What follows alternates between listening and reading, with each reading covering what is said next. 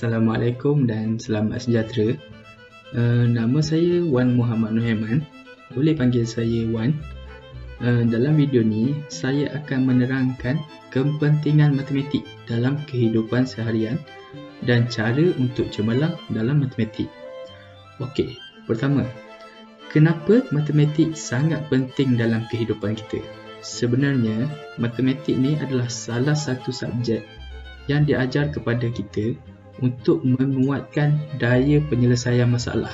Secara tidak langsung, matematik akan merangsang otak kita agar kita menjadi seorang yang lebih bijak dalam menyelesaikan apa-apa jenis masalah, langkah demi langkah. Selain itu, dalam rutin harian kita akan selalu menggunakan matematik. Sebagai contoh yang paling ringkas adalah pengurusan kewangan kita. Okey, kita akan menggunakan matematik dalam perbelanjaan harian kita untuk mengelakkan krisis hujung bulan. Faham apa yang saya cuba maksudkan kan? Okey. Contoh kedua, kita boleh menggunakan matematik dalam masakan. Okey. Saya ceritakan ya. Jika kita mahu cuba resipi baru yang kita jumpa dalam internet, sebagai contoh, kuantiti bahan-bahan yang digunakan dalam resipi tersebut mungkin tidak sama dengan kuantiti yang kita nak. Sebagai contoh, hidangan ayam masak merah. Sedap tu kan? Okey. Resipi yang kita jumpa di internet mungkin untuk 1 kilogram ayam. Tapi, kita cuma nak masak setengah kilogram, iaitu 500 gram. Jadi, kita perlu menggunakan matematik untuk bahagikan semua bahan-bahan yang ada dalam resipi tersebut untuk sesuaikan dengan apa yang kita nak masak. Itu dua contoh yang saya boleh ceritakan penggunaan matematik dalam kehidupan harian kita. Sebenarnya banyak lagi. Ini contoh yang saya boleh ceritakan untuk dalam video ni. Okey. Seterusnya, macam mana kita nak jadi cemerlang dalam subjek matematik ni? Okey, sudah tentu apa yang saya akan cakap ni selalu disampaikan oleh guru-guru anda, iaitu perbanyakkan latihan. Maaf, saya perlu akui di sini, apa yang guru-guru anda beritahu tu adalah fakta, bukan auta ya. Latihan yang banyak akan membantu anda untuk cemerlang dalam matematik. Jadi homework yang cikgu bagi tu tolonglah siapkan ya. Okey, selain tu, tips yang saya boleh kongsikan adalah perbanyakkan bertanya. Jangan tangguh soalan anda jika anda tidak faham apa yang cikgu ajar. Terus tanya dan minta penjelasan daripada cikgu kalian. Jika anda tidak faham step yang pertama, agak mustahil untuk anda faham step yang seterusnya. Jadi, jangan malu bertanya. Okey. Tips terakhir yang saya ingin kongsikan adalah study matematik dalam kumpulan. Apa yang awak tak faham, boleh minta tolong kawan ajarkan atau bincang sama-sama untuk selesaikan masalah tersebut, soalan tersebut. Okey. Apa yang kawan awak tak faham dan awak faham, jangan pernah kedekut untuk ajar kawan awak tu. Sahabat yang berkongsi ilmu pengetahuan adalah ciri sahabat yang dirahmati oleh Allah. Okey, saya rasa untuk masa ni itu sahaja yang saya boleh kongsikan. Pula untuk peperiksaan anda. Dan itu sahaja daripada saya. Assalamualaikum. Gerak lu, Papa Roger.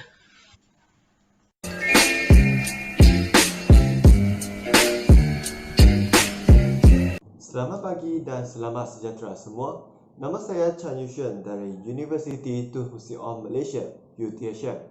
Hari ini, saya akan berkongsikan cara-cara untuk menguruskan masa dan teknik menjawab soalan bahagian B kertas 2 subjek matematik bagi calon SPM 2020. Bagi kertas 1, masa peruntukan untuk menjawab ialah 1 jam 15 minit dan 1 jam 15 minit ini adalah untuk menjawab 40 soalan objektif. Jadi, masa untuk menjawab satu soalan objektif ialah 2 minit. Maksimumnya boleh sampai 5 minit sahaja. Manakala bagi kertas 2, masa peruntukan adalah 2 jam setengah. 1 jam untuk menjawab soalan bahagian A dan 1 jam 15 minit untuk menjawab soalan bahagian B. Baki 15 minit adalah untuk membuat semakan. Sekarang, kita beralih kepada teknik menjawab soalan bahagian B, kertas 2 bagi subjek matematik. Seperti apa yang telah kita sedia maklum, terdapat 5 soalan dalam bahagian B dan anda cuma perlu menjawab 4 soalan daripada 5 soalan tersebut. Masalahnya, bagaimana ingin mendapat markah yang optimum atau maksimum dalam soalan bahagian B ini? Teknik pertama ialah pilih soalan yang jawapannya perlu melukis graf sebab terdapat 5 topik saja yang akan keluar dalam bahagian B ini. Yang pertama ialah graf fungsi, penjemahan, statistik, pelan dan donggakan dan bumi sfera. Jadi, terdapat 2 soalan yang perlu melukis graf, iaitu graf fungsi dan statistik. Kedua-dua soalan ini senang untuk mendapat markah kerana persamaan telah diberi dalam soalan. Apa yang anda perlu buat ialah cari nilai X dan Y dan plotkan graf sahaja. Jadi, anda harus belajar dan menguasai cara untuk melukis graf. Seterusnya, baki 3 soalan yang bertopik penjemahan, pelan dan donggakan dan bumi sfera, anda boleh buat pilihan sendiri. Anda boleh cuba membuat latihan atau soalan sebarang SPM berkaitan dengan ketiga-tiga tajuk tersebut di bahagian B. Pilih 2 soalan yang anda mampu mendapat markah yang paling tinggi. Hal ini kerana kefahaman setiap pelajar terhadap 3 topik ini adalah berlainan. Ada yang mengatakan bahawa pelan dan donggakan yang susah dan ada juga yang mengatakan bumi sfera yang susah. Jadi, pilihlah mana-mana 2 topik yang anda lebih fahami. Selepas itu, fokus betul-betul kepada graf fungsi, statistik dan 2 lagi topik yang telah anda pilih tadi sebelum SPM. Itu saja perkongsian saya pada hari ini. Sebagai peringatan, sekiranya anda ingin mendapat A+ dan keputusan yang lebih cemerlang dalam matematik, buatlah latihan yang banyak. Belajar bersungguh-sungguh. Semoga berjaya dalam SPM. Sekian, terima kasih.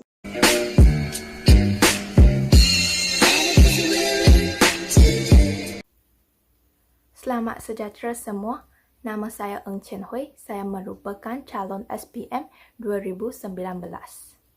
So, sekarang saya akan berkongsi sedikit tips saya untuk mengelakkan ataupun mengurangkan ketraian dalam peperiksaan. Saya pasti kamu semua mesti pernah melakukan ketraian dalam peperiksaan. So, pertama sekali, jadikan ketraian ini sebagai satu hal yang serius. Contohnya, kalau kamu telah melakukan ketraian pada peperiksaan sebelum ini, so kamu perlulah ingat balik apa kesalahan yang dilakukan dan review balik supaya awak tidak repeat kesalahan yang sama pada peperiksaan yang akan datang. Dan ketraian ini akan menyebabkan awak kehilangan markah dalam peperiksaan. Markah ini sangat penting dalam menentukan grade awak, so awak perlulah berhati-hati dalam peperiksaan. Kalau boleh, minimumkanlah ketraian anda. So, tips yang kedua ialah sentiasa sensitif terhadap unit pengukuran yang diminta oleh soalan. Seperti sentimeter, meter, saat, minit.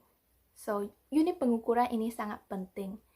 Kalau unit pengukuran awak, jawapan awak tidak sama dengan unit yang diminta oleh soalan, so awak akan kehilangan markah dalam solusi awak.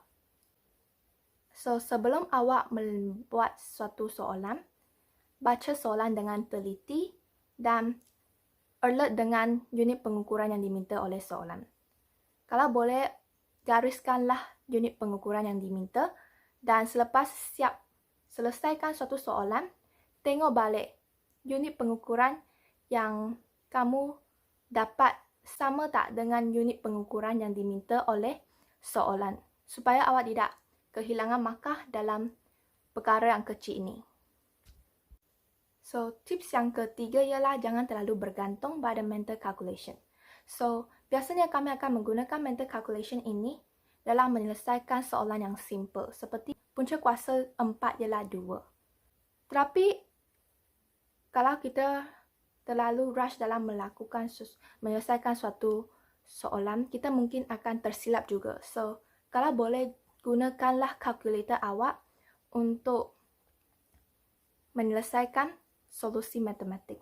So, seterusnya, pastikan tulisan awak sentiasa kemas dan dapat dibaca. Kerana apabila kita rush untuk melakukan suatu solusi, tulisan kita akan menjadi hodoh dan tersilap tulis suatu angka. Contohnya, awak ingin tulis angka 0, tertulis angka 6. So, satu angka ini sangat penting dalam menentukan jawapan awak. Kalau tersilap satu angka, salahlah jawapan awak. So, sentiasa alert dengan angka-angka yang awak tulis dan pastikan angka awak ditulis dengan kemas supaya awak tidak tersilap dengan handwriting sendiri. Tips yang terakhir ialah, kalau awak ada masa lebih, cek balik semua soalan yang dijawab supaya awak tidak tertinggal sesuatu soalan ataupun tersilap dalam suatu soalan. So, to review back your question is very important. Itu sahaja daripada saya. Harap tips-tips yang saya kongsikan hari ini dapat memberi manfaat kepada kamu semua. Good luck and stay safe. Thank you.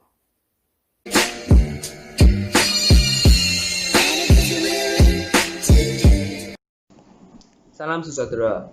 Dalam video ini, saya akan mengajar cara untuk mengawal stres sebelum peperiksaan dan juga semasa peperiksaan. Apakah itu stres? Stres ialah tindak belaan fizikal, emosi dan mental seseorang terhadap perubahan atau tuntutan. Stres akan menyebabkan memori anda menurun dan mengurangkan prestasi anda. Tapi, stres bukan membawa keburukan sahaja. Kami berasa stres kerana kami peduli akan perkara tersebut. Sedikit stres akan membantu kami lebih fokus dalam sesuatu bidang. Hari ini, saya mahu membantu awak mengurangkan stres dan ketakutan yang disebabkan oleh peperiksaan. Apabila peperiksaan sudah hampir, ada 3 ketakutan utama yang menyebabkan kami berasa stres. Yang pertama, kami takut kerana kami tak tahu apa yang akan datang.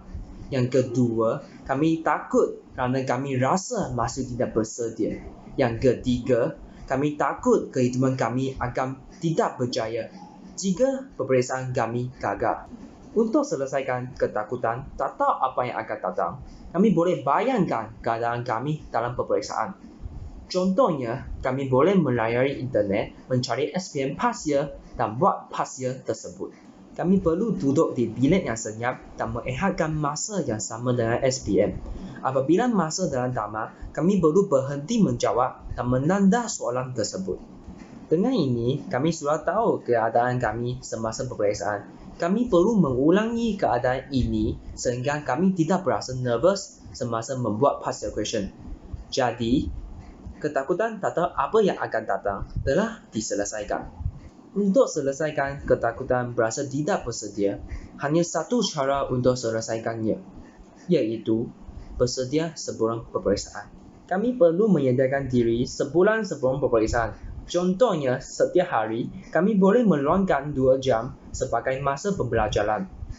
Walaupun kami belajar sedikit sahaja dalam masa pembelajaran tersebut, tapi, pak kata pepatah, sedikit-sedikit, lama-lama jadi bukit. Jadi, kami tidak akan berasa nervous kerana kami sudah belajar semua bab sebelum peperiksaan. Jika kami baru nak belajar sehari sebelum peperiksaan, keputusan kami mesti sangat teruk. Kami susah nak belajar ilmu yang baru dan juga banyak dalam masa singkat. Itulah mission impossible. Dengan menyediakan diri sebulan sebelum peperiksaan, kami hanya perlu mengulang kaji bab yang lemah sehari sebelum peperiksaan. Jadi, kami tidak perlu mengambil banyak masa dalam belajar bab yang sudah kuat. Kami hanya perlu belajar bab yang lemah dan cuba memperkuatkan bab itu. Kalau kami telah bersedia dalam peperiksaan, kami masih berasa takut, kami perlu menjadi confident.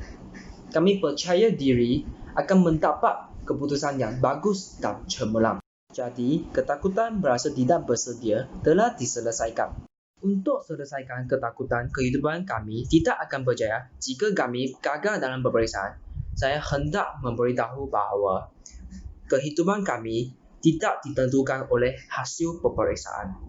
keputusan yang cemerlang hanya merupakan tiket kapal terbang sahaja. Kalau kami dapat tiket kapal terbang ini, kami boleh sampai destinasi dengan lebih cepat. Kalau kami tidak mendapat tiket kapal terbang ini, kami masih boleh membantu ke destinasi tersebut. Oleh itu, kalau kami gagal dalam peperiksaan, kami masih boleh berjaya dalam kehidupan kami.